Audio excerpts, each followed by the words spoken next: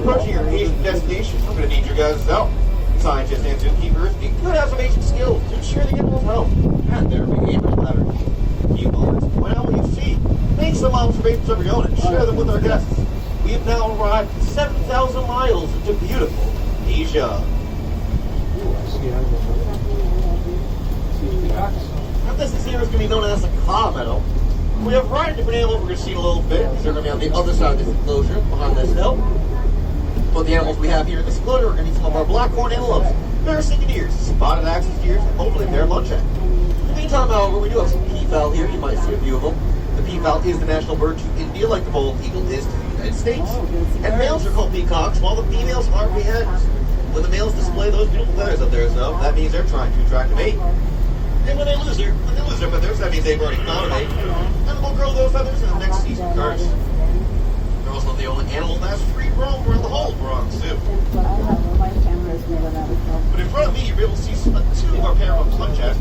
Muntjac here is located within India. They have two antlers that grow on the ridgeline of their head, in the form of a V. They have a 1-inch face that they'll use to dig into their rivals to assert their dominance, as well as in their eyes, which still mark their territory. And it's extremely gross to look it up. I recommend it for on YouTube. Better take my notes to front side of the Ka Meadow. One of our field scientists, zookeepers Michelle, working here every day to defend these animals' everyday needs. WCS, the rhinos. Hi, my name is Michelle. I'm part of the Wild Asia Keeper team. We call this area Kanha Meadow, where we care for about 40 Barasingha deer, 15 axis deer, 10 black buck, and a pair of muntjac. We start our day by checking on all the animals, making sure they are healthy, behaving normally, and safe. Sometimes, fawns and calves are born overnight. Newborns are given a neonatal exam, which includes weighing, vaccination, and tagging for identification purposes. While the animals are in the meadow, we prepare their nighttime holding areas so that they have a safe and clean place to spend the night. Are going to be our Mongolian and wild horses. Now these animals do look a little bit interesting. In fact, they look a little like donkeys and domesticated horses, but they have very different features to them, such as they have shorter legs, stockier muscles, and the direct mane, which is missing a forelock. And that's going to be the piece of hair that falls over the domestic one's forehead. But in 1902, there was less than 300 of these horses surviving around the world. The WCS took a few of them in, however, here at the Bronx Zoo. We've been able to have a very successful breeding program, and been able to breed over 50 Chevalsky horsefowl, collaborated with North American and Asian zoos. And we've been able to reintroduce some of these herds back into the wild where they once thrived, such as in areas of Pakistan, Mongolia, and parts of China. Even recent reporting that some herds have been spotted as far west as in areas of Ukraine. On top of this large hill, though, this will be their feeding grounds for all of our Mongolian wild horses. They'll convert here every morning and afternoon to get their hay and vitamins from the zookeepers. When they're done eating, you're going to be traveling down to the valley below where they're going to be right now, or travel upward to this large hill, where they'll roll around the grass, graze a little bit, or take a small nap.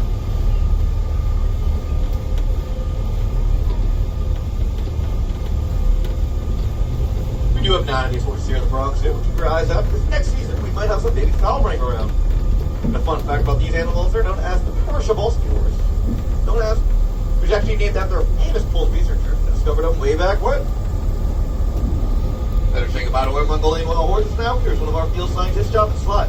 He works in the Russian Northeast Corridor and monitors our population numbers in the field every day. I'm Jonathan Slatt, and I'm the Russia and Northeast Asia Coordinator for the Wildlife Conservation Society. I believe that wildlife has a place on this earth, and my job is to find practical solutions that allow people and wildlife to thrive together.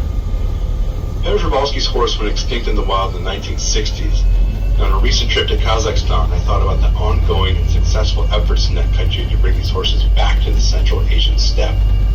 The world needs happy stories, to watch the impossible become possible, and to see hope restored. And that's what's happening today with Peter Przewalski's horse. In this enclosure over here, we're going to be on the lookout for 2 herbivores that are actually very endangered and vulnerable in the wild.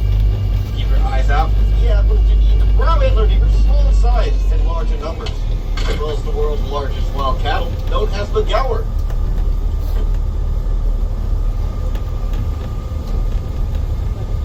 The gaurs have to have 6 feet tall in shoulder, 10 feet in length, and weigh as much as 2,000 pounds. That's the equivalent of a small car. Located within India, you can actually identify their gender fairly easy by just looking at their horns. Now, if the horns are smooth, or very smooth and it's curved, those are going to be usually the females. But if it's frigate, as in it sharply turns up and then sharply turns back. That's going to be a male. Now it's kind of hard to see from a distance because they both look very similar. But if you're very close to them, you'll be able to tell which one's one. Also, females usually have a little bit of a lighter coat, while the males usually have a darker coat. But again, that can always change. With their large size and impressive horns, these animals are fiercely territorial and protective of their herds, which means they'll fight on just about any kind of predatorial threat they come across, including tigers, making them one of the most ferocious herbivores in all of India.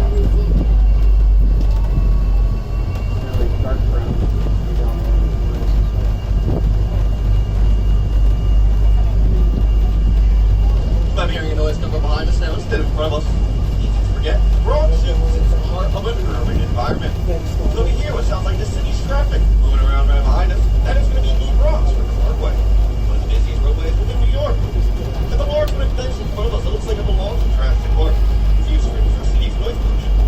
Noise pollution has always been a problem in the Bronx, especially for this enclosure, which is why we built this larger barrier to protect our animals, so that they don't hear or ignore the annoying noises that occur from within our urban environment. I do ask everyone, please remain seated at all times, hands and feet inside the vehicle. This is for safety and for the animals. In about 5 seconds, we're going to be on the lookout for one of Asia's most elusive apex predators. Keep your eyes out for what's going to be yet again our Siberian tiger.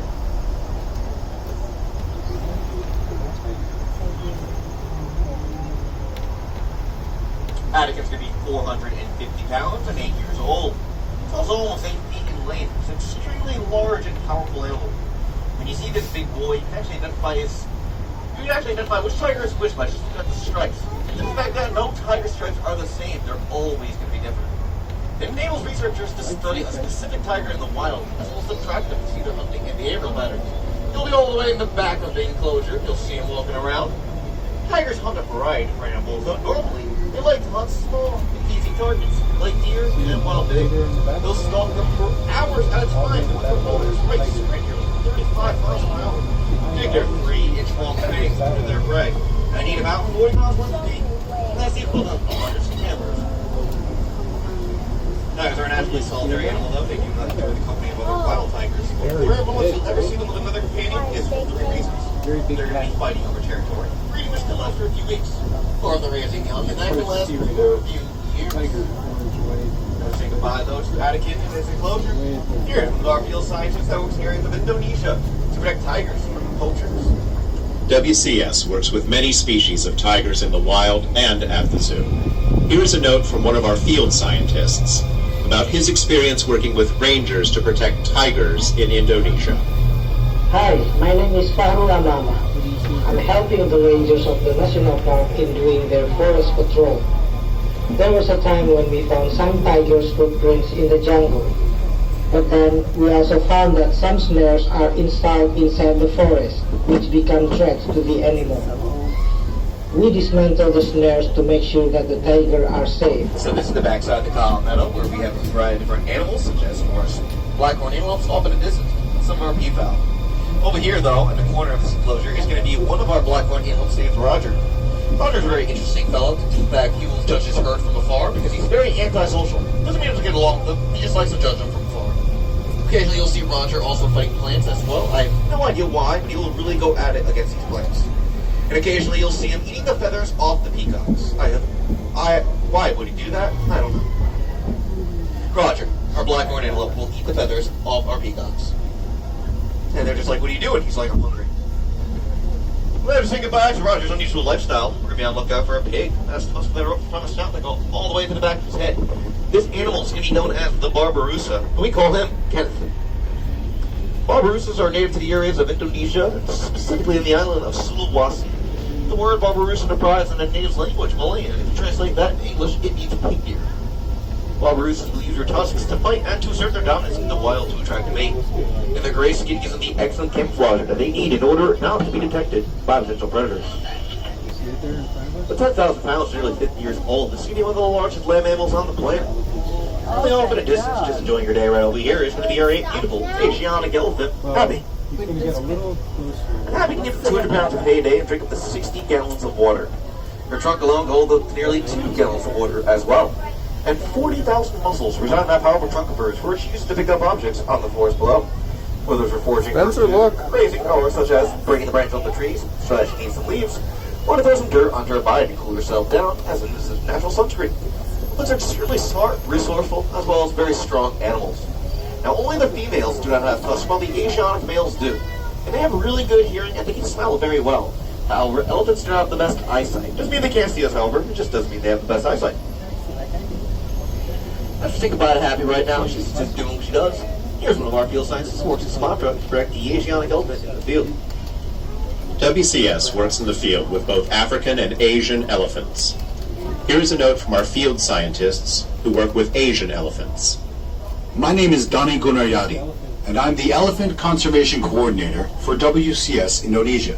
The first time I saw a Sumatran elephant, I thought, this is a magnificent creature. They will be safe because they are so big. But the truth is, they have declined 50% since the 1980s. Even though rats and insects cause more damage to crops than elephants, because the elephant is so huge, psychologically, it seems more threatening.